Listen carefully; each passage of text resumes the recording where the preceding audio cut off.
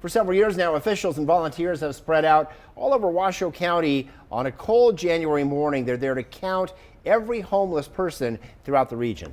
But that count won't happen next month. Ben Marjot explains why.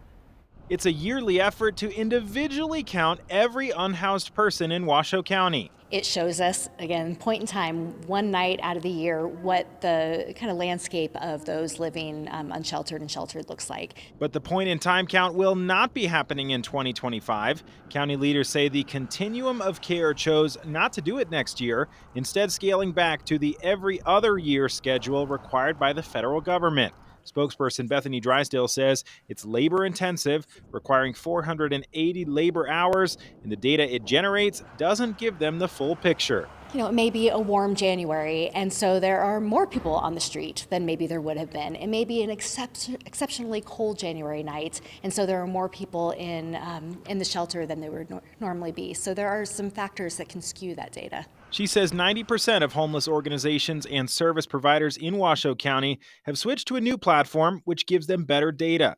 We have a much more accurate, up-to-date, rolling 90-day count. Whereas the old count gave them just one data point a year, the new platform gives them a month-by-month breakdown to track trends as they're happening. Homeless advocates never believed the point-in-time counts were accurate in the first place and didn't like the approach. 6 o'clock in the morning, you're rolling up with the police to someone's tent, waking them up and saying how many people are in this tent. That's not helpful. It's not caring. In Reno, Ben Marjot reporting.